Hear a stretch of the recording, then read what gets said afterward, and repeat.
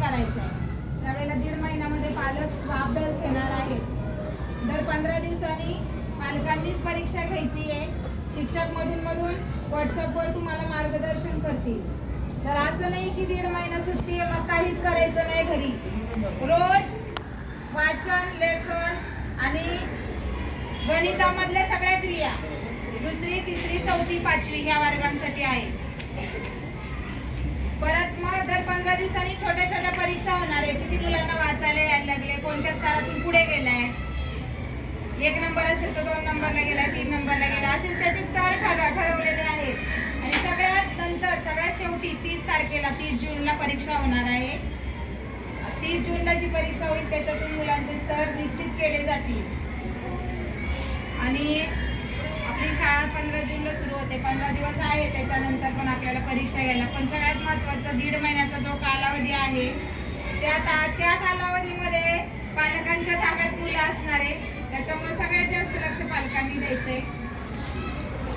तो 1.5 महिना जास्त लक्ष देऊन हे करायचं. आपल्या शाळेचे जितके जास्तीत जास्त मुलं आपल्या शाळेचे वाचन करतील, म्हणजे आता एका वर्गात जर 20-30 मुलं असतील तर त्याच्यातले 75% मुलांचं झालंच पाहिजे. 75% मुलांना वाचन आलंच पाहिजे.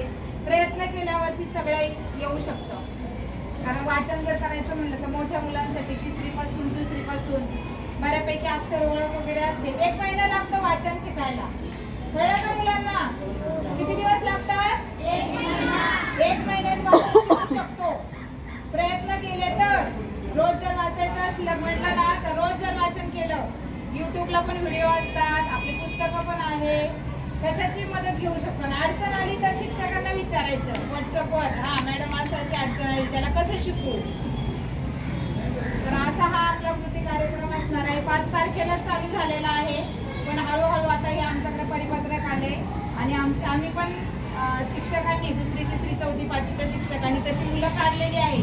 तुम्हाला माहिती पाहिजे शासनाचं हे जे धोरण आहे ते पालकांसाठी पण आहे. कारण शासनाचं म्हणणं असं आहे की पालक जागरूक पाहिजे.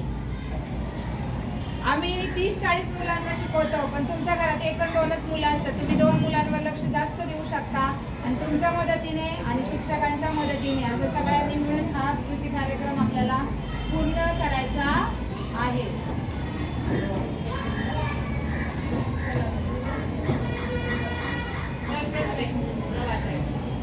चला आता 2री पासून आपण वाचन घेऊया मुलांचं. आता ही जी मुलं वाचन करणार आहेत त्यांचं वाचन चांगलं आहे अशी मुलं आहेत. पुढच्या वेळेला ह्या मुलांमध्ये वाढ झाली पाहिजे. आता समजा 10 मुलांनी वाचन केलं, पुढच्या वेळेला 20 मुलं वाचली पाहिजे. तुझं नाव सांगायचं आधी, इयत्ता सांगायची, पुस्तकांना